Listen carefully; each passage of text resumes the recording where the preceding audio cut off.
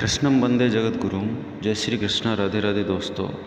आइए, बहुत ही एक शानदार प्रसंग भगवान श्री कृष्ण और एक गोपी का है। गोपी को देवी दर्शन कराते हैं। उस प्रसंग को शुरू करने से पहले आप लोगों से अनुरोध है कि जिन लोगों ने अभी तक चैनल को सब्सक्राइब नहीं किया, आवश्यक रूप से बेल आइकन दबाएं और सब्सक्राइब करें। वीडियो को अंत तक ज़रूर देखें और अपने पात्र साथियों को ज़रूर शेयर करें। तो आइए शुरू करते हैं। एक गोपी एक वृक्ष के नीचे ध्यान लगाकर बैठी होती है। कान्हा को सदा ही शरारतें सूझती रहती हैं। कान्हा कभी उस गोपी को कंकर मारकर छेड़ देते हैं, कभी उसकी चोटी खींच लेते हैं, तो कभी अलग अलग पक्षियों और जानवरों की आवाज़ निकाल उसका ध्यान भंग कर देते हैं।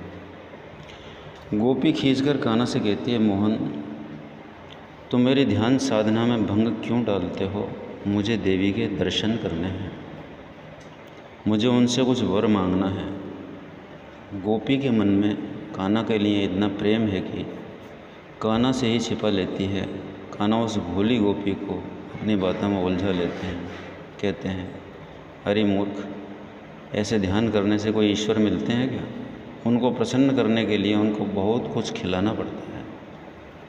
तो कल सुबह बहुत सारे मिष्ठान लेकर मंदिर में आना, मैं तुम्हें देवी के दर्शन की विधि बताऊंगा। देवी प्रसन्न हो गई तो तुम्हें वर देगी और तुम्हारी मनोकामना पूर्ण कर देगी।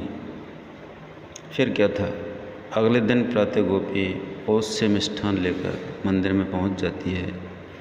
देवी प्रतिमा के समक्ष सब कुछ रखकर धूप दीप कर बैठ जाती है।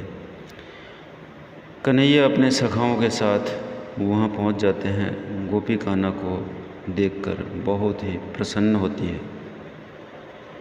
कन्हैया बरसाना की ओर इशारा करके बोलते हैं, उन देवी का स्थान जगत में सबसे ऊपर है। उनके दर्शन तो बड़े बड़े ऋषि मुनियों को भी दुर्लभ हैं। वो तेरी सभी मनोकामना पूर्ण करेंगी, परंतु तुझे पहले मुझे प्रसन्न करना होगा, तभी मैं तुमको देवी के दर्शन कराऊंगा। गोपी बोलती है, कान्हा, तुमको कैसे प्रसन्न करूं? कन्हैया बोले, ये जो सब स्वादिष्ट मिष्ठान तो लेकर आई है, ये सब मुझे और मेरे साथियों को खिला दे। गोपी कहती है, नहीं कान्हा, ये तो सब देवी के पूजन के लिए हैं। कन्हैया कहते हैं, चल छोड़, फिर तुझे देवी के दर्शन नहीं हो सकते, अपनी मनोकामना भूल जा। गोपी ये भी चाहती है कि उसके प्रियतम कन्हैया ये सब मिष्ठान पालें, परंतु मन में अभी देवी दर्शन की लालसा भी है। गोपी की स्थिति बड़ी विचित्र सी हो रही थी। कन्हैया कहते हैं, गोपी देख, मेरे पास शक्ति है, मैं किसी भी देवी देवता को अपनी इच्छा अनुसार बुला सकता हूँ। गोपी कहती है, कन्हैया, तुम मुझे मूर्ख बना रहे हो। अपने माखन से सने हुए मुंह को तो साफ करने की शक्ति तुम में है नहीं। मैं ही मूर्ख ठहरी जो तुम्हारी बातों में आ जाती हूँ। अब तुम भाग जाओ यहाँ से और मुझे देवी दर्शन करने दो। कन्हैया ललचाई हुई दृष्टि से मिष्ठान की ओर देखते हैं।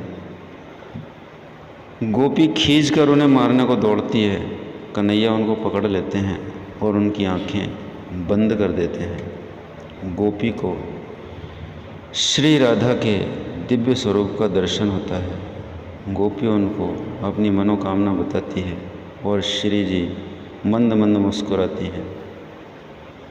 गोपी उनका तेज सहन नहीं कर पाती और मूर्छित हो जाती है। कन्हैया और उनकी शरारती मित्र मंडली के शोर से चेतना लौटने पर एक बार गोपी बहुत प्रसन्न होती है। उसको देवी दर्शन की स्मृति रहती है, परंतु जैसे ही उसकी नज़र अपने खाली बर्तनों पर पड़ती है कि सारी मिठाई खत्म, तो अत्यंत क्रोधित हो जाती है और उन सबको मारने दौड़ती है। भोली भाली गोपी को क्या पता था, जिसे वो प्रेम करती है और जिसकी शैतानी से शरारत से वह खींच उठती है, वही पूर्ण परमेश्वर है, जो उसकी मनोकामना पूर्ण करने के लिए विभिन्न प्रकार से उसे ठग लेते हैं। तो दोस्तों, बहुत ही शानदार प्रसंग है। निश्चित रूप से आप लोगों को पसंद आया होगा।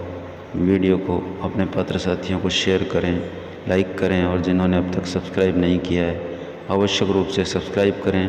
मिलते हैं अगले वीडियो में बहुत ही जल्दी। नमस्कार, धन्यवाद।